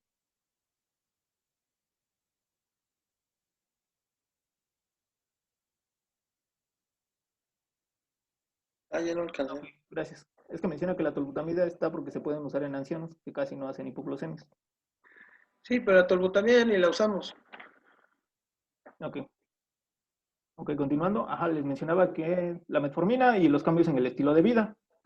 Recordar que vamos a reevaluar la evolución del... Permítame, es que sí, puedo hacerlo en mi computador. ¿Qué hago? Permítame un momentito. Listo. Que vamos a reevaluar al paciente cada 3 o 6 meses, dependiendo de cómo avance de acuerdo a nuestros objetivos glucémicos. De ahí, el otro punto importante a seguir o decisivo para saber qué otro fármaco añadir en la terapia combinada es si tiene indicadores de alto riesgo de enfermedad cardiovascular, insuficiencia renal crónica o insuficiencia cardíaca. Si nuestro paciente tiene alguna de estas dos, vamos a considerar, bueno, si tiene predominantemente enfermedad cardiovascular aterosclerótica, riesgo establecido de esta, ya sea pacientes mayores a 55 años con estenosis arterial o hipertrofia del ventrículo izquierdo. Preferiblemente en ellos vamos a agregar un análogo del péptido similar al glucagón, o en el caso en el que no se pueda, un inhibidor del cotransportador. En el caso de los pacientes con insuficiencia renal crónica, podemos añadir preferentemente los inhibidores del cotransportador o análogo del péptido similar al glucagón. De ahí te menciona que si tienes que añadir un fármaco más, puedes, en el caso de que ya tenga metformina, ya tiene un análogo del péptido similar al glucagón, puedes agregar permítame un momentito. Vamos aquí, ¿no? Ya tiene la metformina, ya le agregaste el análogo. Ay, creo que no se ve. Ya le agregaste el análogo. El siguiente fármaco que le puedes agregar es el inhibidor del cotransportador. En el caso de los pacientes que tienen predominantemente insuficiencia renal crónica o insuficiencia cardíaca, el segundo fármaco que añades es el inhibidor del cotransportador. Seguido de puedes añadir el análogo del péptido similar al glucagón. En estos pacientes es importante que no les debemos dar una tiazolidinediona, porque como les mencioné, tienen riesgo de desarrollar insuficiencia cardíaca, y pues si tu paciente ya tiene insuficiencia cardíaca, ¿para qué añades esto? Así es. ¿Alguien sabe cómo borro esto? Ahí está. Ahora, en la norma oficial mexicana te dice que no tienes que dejar la insulina de última instancia. Es decir, por ejemplo, te menciona que si tu paciente ya está con terapia combinada con 2 fármacos y ya está a dosis máxima, no te esperes a agregarle un tercer fármaco, que inmediatamente inicie la terapia con la insulina. Esto en el caso porque, por ejemplo, aquí en la ADA, en su cuadrito te dice, si no funcionó agrégale y agrégale y te dice agrégale hasta 4 fármacos. Ahora, si la enfermedad cardiovascular o la insuficiencia renal crónica en tu paciente no es el problema, te vas a estos 3 puntos. El primero es disminuir el riesgo de la hipoglucemia. El segundo es minimizar el peso que ganó o que no gane más peso. Y obviamente el costo, porque pues los fármacos pues, están un poquito caritos. Si el principal objetivo de tu paciente es disminuir el riesgo de la hipoglucemia, puedes optar ya sea por un inhibidor de la DPP4 o en el caso que les mencioné, el inhibidor del cotransportador. o puedes optar por otras opciones terapéuticas, como darle un análogo del péptido similar al glucagón o de primera instancia el inhibidor del cotransportador. Y bueno, aquí son varias combinaciones que puedes utilizar para dar al paciente. Ahora, si lo que te interesa es que tu paciente no gane peso, le puedes dar ya sea el inhibidor del péptido similar al glucagón o un inhibidor del cotransportador. El péptido similar al glucagón dicen que lo puedes agregar porque tiene beneficios muy similares a los de la insulina, pero no tiene riesgo de hipoglucemia y no hay ganancia de peso. O en este caso también agregar un inhibidor del cotransportador. Ahora, si los niveles de la hemoglobina glicada siguen por encima de los objetivos, podemos agregar un inhibidor del cotransportador o un análogo del péptido similar al glucagón, sea el caso de las dos terapias. Pero si se dan cuenta, los fármacos preferidos para añadir a la terapia es los análogos y los inhibidores del cotransportador por los beneficios que tienen. Sin embargo, estos fármacos son muy caros y no todos los pacientes tienen acceso a ellos. Primero le preguntas cuánto gana la quincena, ¿no? Sí, porque por ejemplo, estos fármacos, más adelante tengo una tablita de aproximadamente anualmente en cuánto sale mantener una terapia de estas. Y bueno, si el costo es el mayor problema que tiene tu paciente, puedes optar por una sulfonilurea o una tiazolidinediona, y si necesita un fármaco más, viceversa, agregar una tiazolidinediona en el caso de las sulfonilureas y una sulfonilurea en el caso de las tiazolidinedionas. Y bueno, ¿hasta aquí alguna duda? Y los regañas por no llevar la dieta y no hacer ejercicio, ¿no? También. Porque tienen que aprender que esto está muy bonito, este cuadrito también está, estos algoritmos de tratamiento son muy bonitos y toda la onda. Pero ya cuando lo aplicas en la vida real, te das cuenta que el paciente, el principal problema de que no se controla un paciente es el que no lleva la dieta. Y no hace ejercicio y está panzón y sigue aumentando de peso y piensan que el tratamiento farmacológico es el tratamiento que deben de llevar. Y entonces los pacientes que no se controlan te echan la culpa porque no le has dado un medicamento que le baje la glucosa, ¿verdad? Sí.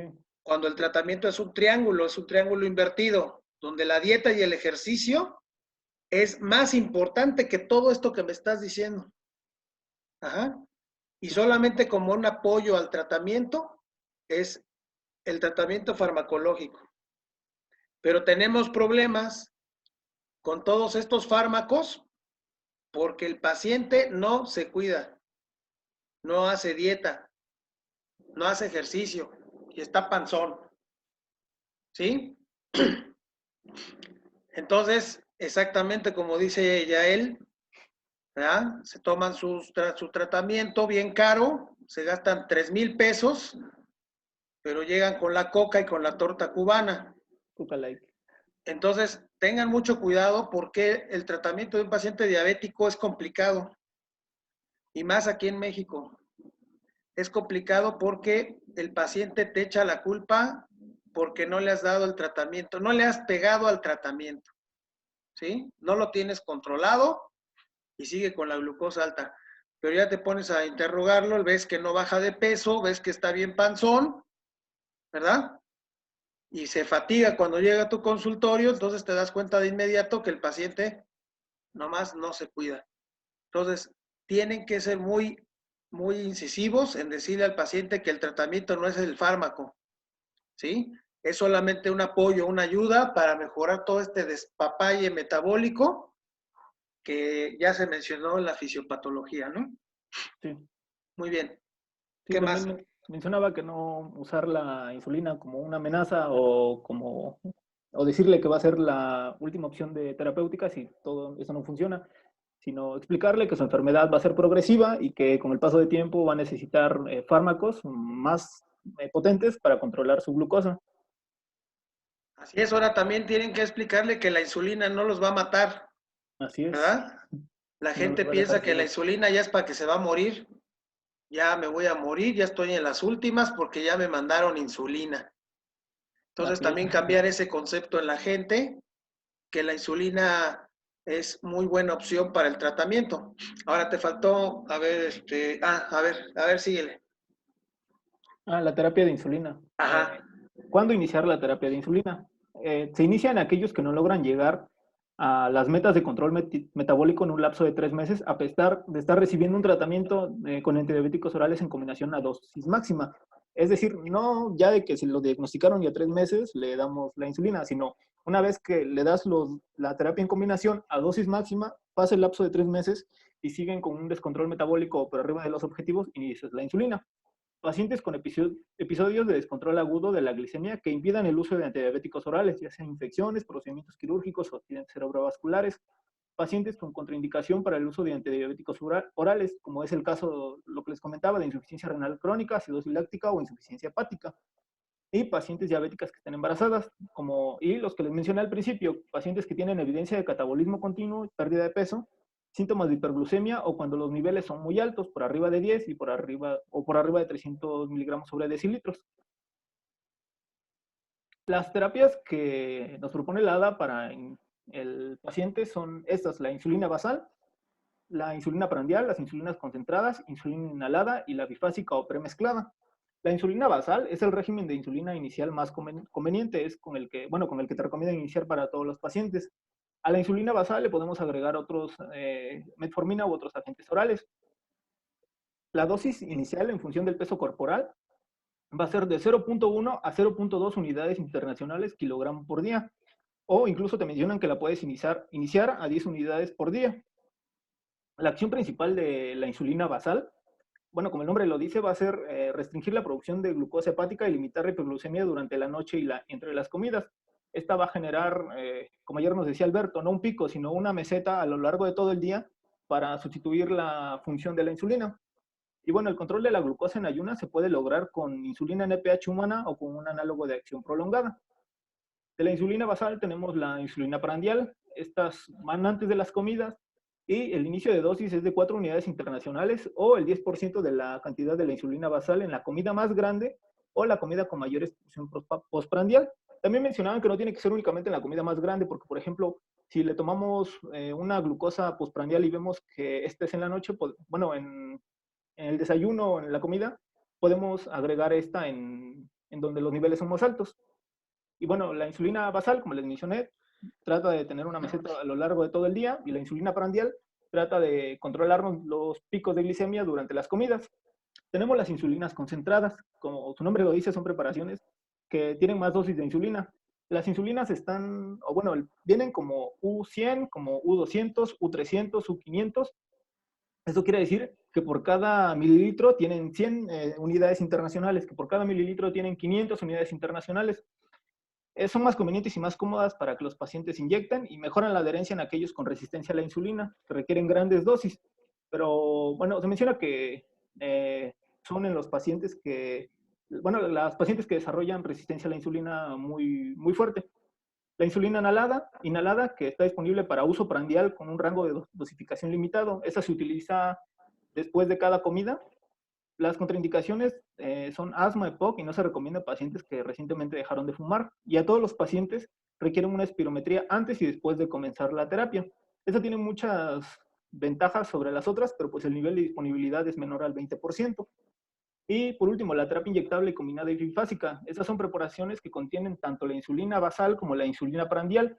Su objetivo va a ser brindar una cobertura más fisiológica de las variaciones de glucosa en un individuo. Si la dosis es mayor a 0.5 unidades kilogramo por día, es decir, si ya llegaste a una dosis un poco más alta. Y también puede usar un análogo del péptido similar al glucagón agregado a la insulina basal o múltiples dosis de insulina.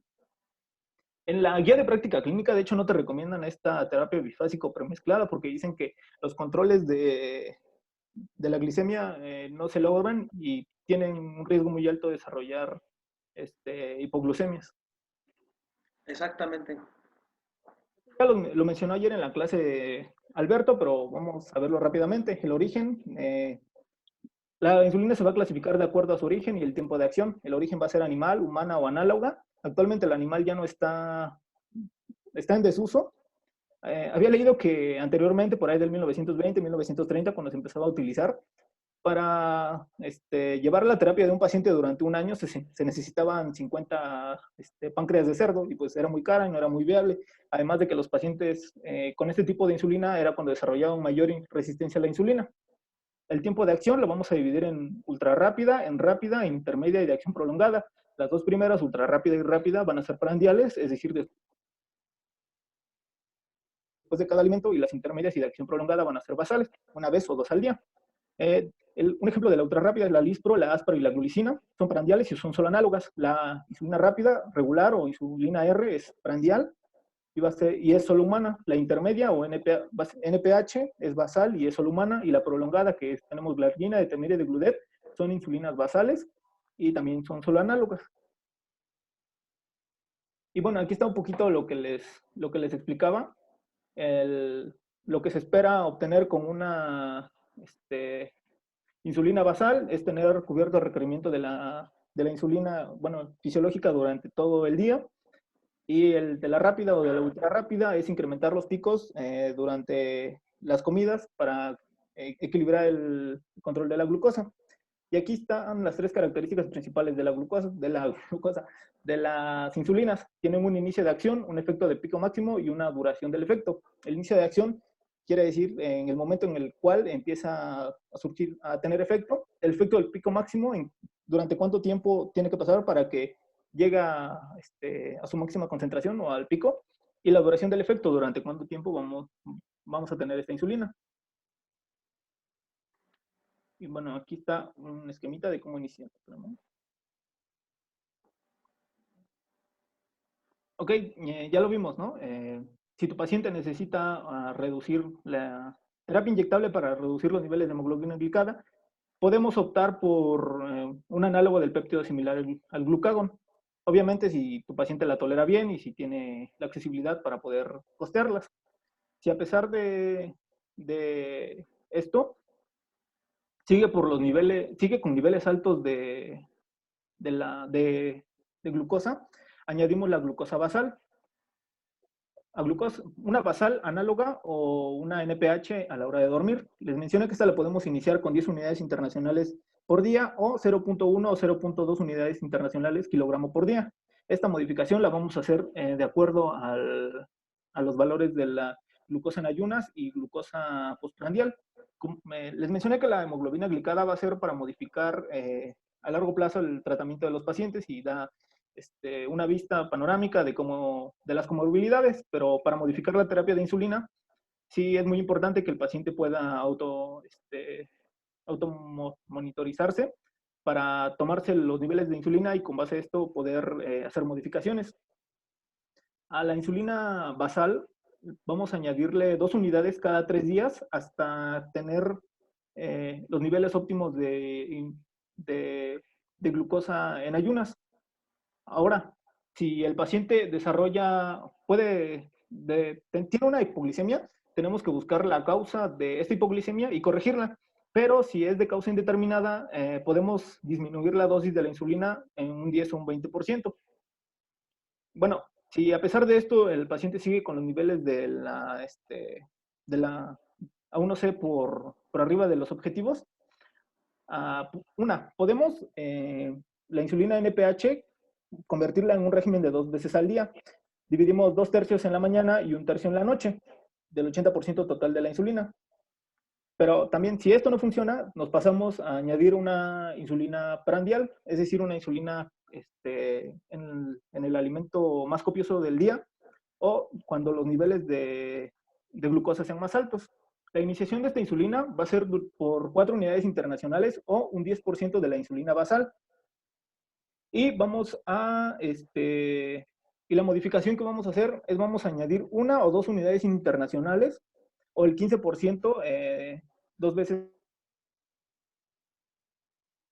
a la semana, cada 3 días. Ahora, si a pesar de tener una insulina basal y una insulina prandial y el paciente sigue con los niveles muy altos de la hemoglobina glicada, podemos optar por del lado izquierdo. Empezamos del lado izquierdo. Por inyectar 2 o 3 o 4 veces insulinas prandiales, las veces que sean necesarias para controlar los niveles de glucosa. proceder a un régimen, se llama régimen bolo basal, y vaya, trata de sustituir completamente la secreción de insulina fisiológica. Podemos considerar también utilizar un régimen premezclado, es decir, podemos también ajustar NPH y una insulina corta o rápida separadamente. Y esta la vamos a iniciar 2 tercios también en la mañana y 1 tercio en la cena. Y añadimos 4 unidades internacionales de insulina de acción rápida o corta, o el 10% de la insulina NPH en cada aplicación. Y la modificación de esta va a ser de acuerdo a las necesidades del paciente. O también podemos considerar utilizar una premezcla, pero como les mencioné, esta en la guía de práctica clínica no la recomienda por los riesgos que tiene de generar una hipoglicemia y por el mal apego o control que genera de la glucosa. Aquí no sé si alcancen a ver. Uy, ¿Sí distinguen a ver? más o menos. A ver, permítame Más o menos, sí, se ve un poco borroso. Permítame un momentito. Oye, ¿quién es esa voz? Todo enojado. No, doctor, no estoy enojado. Es el Santiago. Nada, no estoy enojado, doctor. ¿No están dormidos todos los demás? Espero que No, no. doctor. Saluden, saluden. Creo que no. No, estamos dormidos. No. No. No estamos dormidos. Estamos adormilados, dicen. Los otros han de estar viendo las novelas. Permítame un momentito, que tengo problemas técnicos.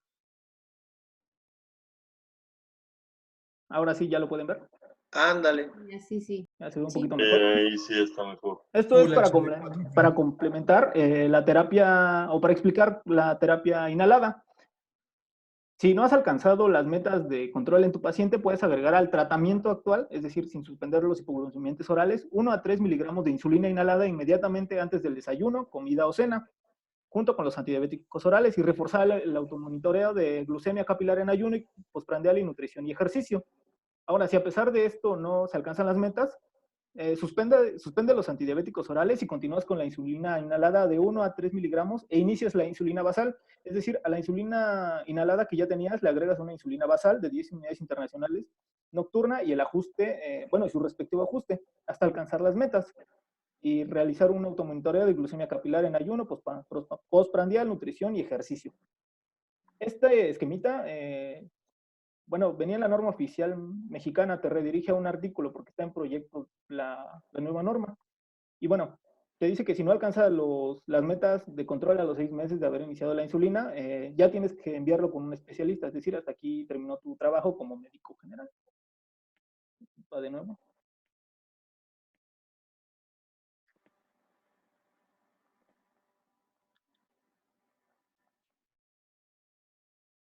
Y bueno, en estos cuadritos básicamente les ejemplifico cómo son los esquemas. Estos cuadros son de una microinfusora de insulina, es decir, una infusión continua durante todo el día, pero pues te ejemplifica bien cómo está.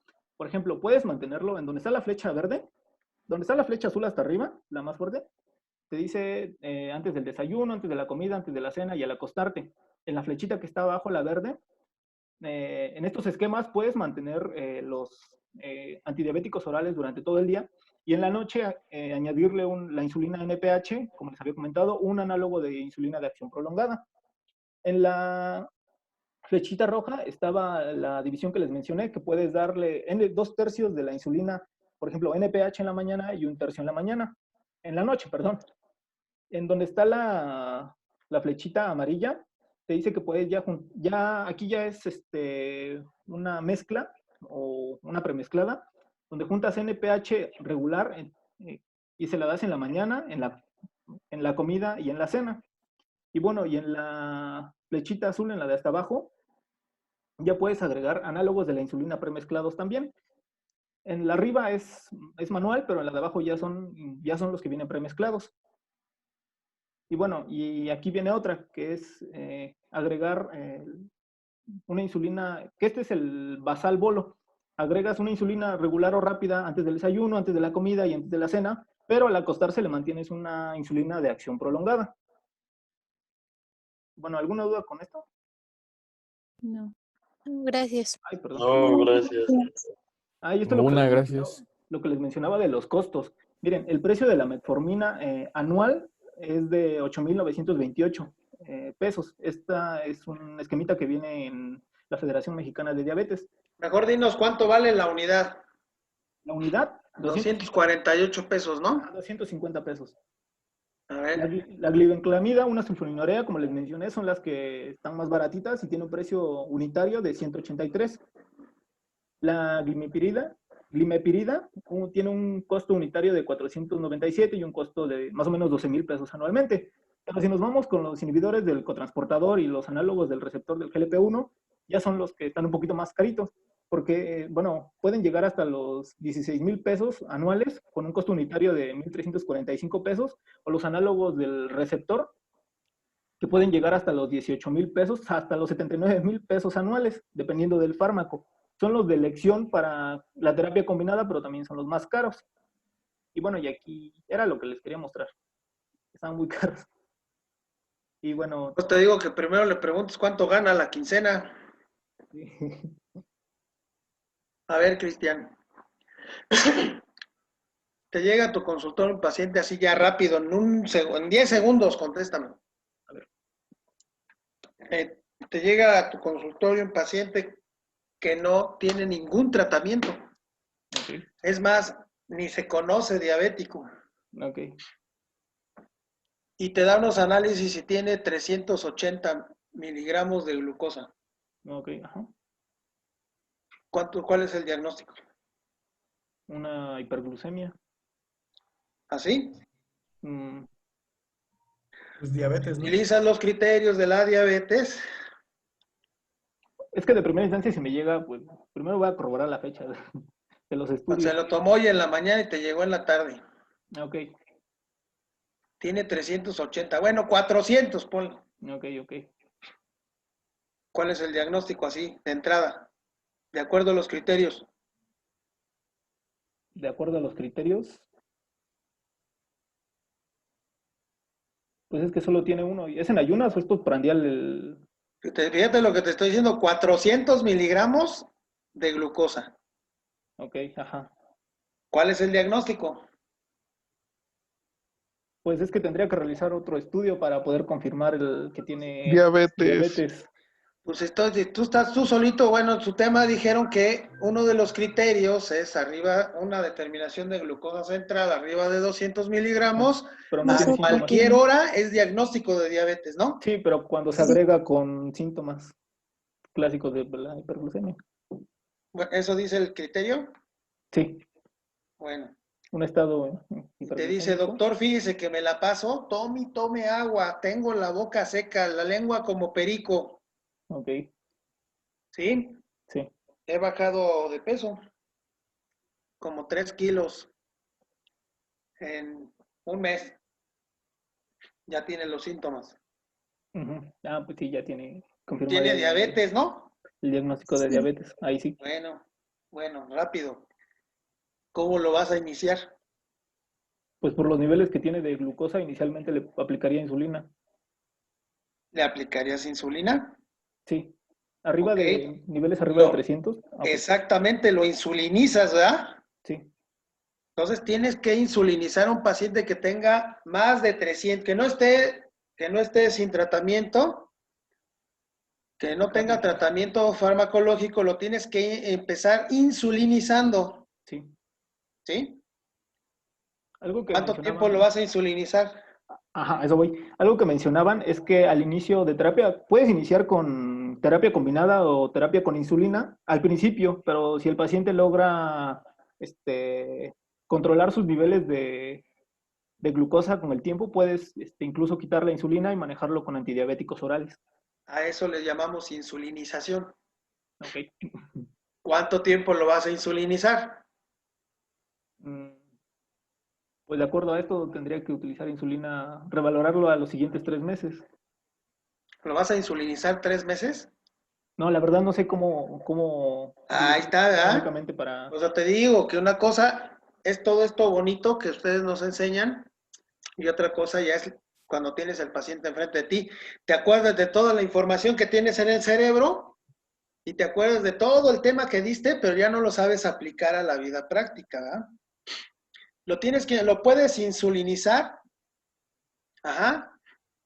10 días, 15 días. ¿Por qué? Porque la gente, si tú le dices a un paciente que apenas le acabas de hacer el diagnóstico de diabetes mellitus y le dices que le vas a poner insulina, lo primero que hace es que te dice que no y se va con otro doctor. ¿Sí? Sí. Entonces tú le tienes que explicar, lo voy a insulinizar por esto y por esto y por esto. Todo lo que ustedes ya nos explicaron. Lo puedes insulinizar de 10 a un mes. ¿Sí? Lo puedes dar hasta 10 unidades, dependiendo también de las características del paciente. Lo insulinizas un mes, mínimo 15 días, mínimo. Y después de la insulinización, ya le puedes empezar a dar hipoglucemiantes. Ok. Pero si tienes un paciente arriba de 300, los tienes que insulinizar a fuerza. Y ahí entra tu capacidad para convencer a los pacientes, que eso es tal vez una de las cosas más difíciles, que es convencerlo que le vas a dar insulina como tratamiento inicial.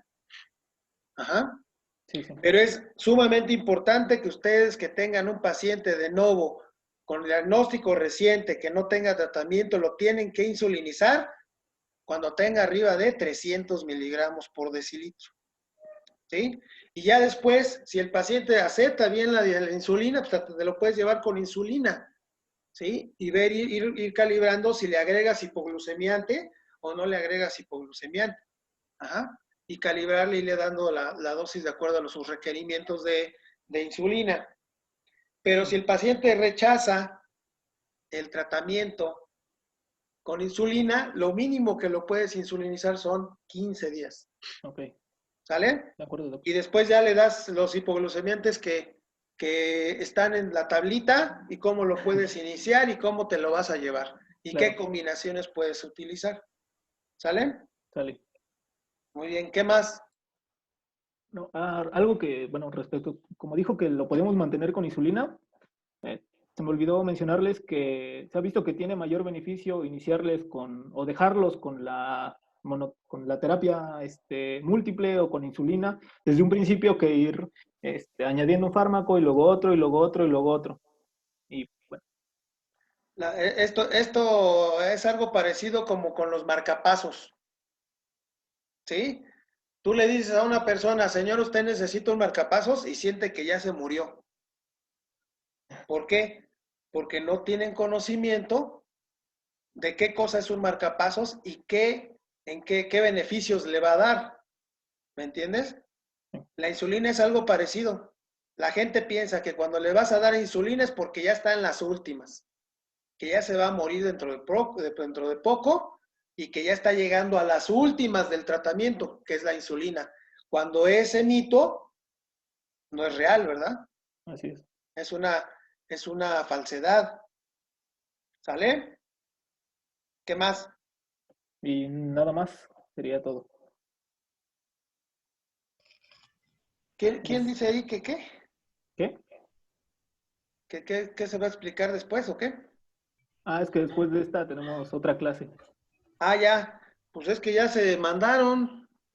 Ya son 8:30. Una disculpa. Doctor, una última pregunta. Sí. O un paciente prediabético o con síndrome de intolerancia a la glucosa, ¿cuál sería el tratamiento oportuno para no llegar a, pues ya como tal, a los fármacos? Nada más el cambio en el estilo de vida, el ejercicio y la alimentación. Bueno, eso sería lo ideal, ¿verdad, Noel? Sería lo ideal que el paciente obedeciera la dieta, obedeciera el ejercicio, bajara de peso. Eso sería lo ideal. Pero como aquí en México casi nadie lo hace, mejor agrégales metformina. Metformina. ¿Sí? Ok. Entonces, les dices que la dieta, el ejercicio y la reducción de peso es lo más importante. Pero como no te van a hacer caso, le puedes agregar metformina en estos casos y les da buenos resultados. Ok, y sigo el bueno, el seguimiento lo hago por 3 meses y si a los 3 meses los valores normales, bueno, los valores ya están por debajo de 100 en ayunas, ¿sigo con el mismo tratamiento? No, tú síguete porque el problema metabólico ya lo tienen, Ok. ya tienen resistencia, ajá, ya tienen intolerancia, ya les cuesta trabajo el metabolizar la glucosa, utilizar la glucosa. Ajá, entonces ya te está dando una alarma de que ese paciente en un futuro pudiera llegar a tener o desarrollar diabetes. Entonces, la recomendación es que te sigas en forma indefinida con este tratamiento. Ok, perfecto. ¿Vale? Gracias, doctor. Sí. Obviamente, si baja de peso, efectivamente, si se hace ordenado, etcétera, y lo ves que realmente bajó de peso, entonces tal vez pudieras bajarle o quitarle la dosis de metformina. Ok. Hay pacientes que con 500 miligramos al día, con eso Sí, lo hacen. con la mitad, ¿no? La O tableta. la mitad de 500, ¿sale? Sí, doctor, ¿Qué gracias. más? ¿Alguna duda, pregunta, alguna aportación que quieran hacer? Rápido, porque ya me voy. Contradicción, insulto, algo que quieran aportar. No. No, todo muy bien, No, gracias. estuvo muy buena la clase, Gracias. compañeros. Los felicito, muchos chavos. Gracias, doctor. Muy, muy buena Gracias. clase. ¿Y qué hora lo feo? ¿Cómo los voy a calificar? Ah, ahorita Si nos pongo. permite mandarles, ya sea que se lo mande por WhatsApp en un momento, se lo mando más al ratito. Si permite mandarle la hoja de evaluación por equipo para que Ajá, nos pueda evaluar en cuanto a la exposición. ok. Si quieren, Y, se la envío yo.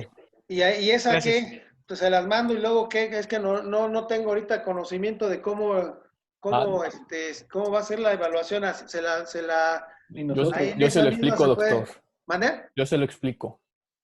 Ah, ok. Ahorita le mando esa hoja y tienen que evaluar a cada uno de mis compañeros que expusieron. Ajá. Después, con los criterios que viene ahí, después de esa hoja, nos puede hacer el favor de mandársela al doctor Ríos para que él la revise. Y ya el doctor Ríos me la reenvía a mí para que yo lo registre, o también me la puede enviar a mí desde un inicio. Y luego me la vuelven a mandar a mí y luego yo se los vuelvo a mandar a No, ahí ustedes. se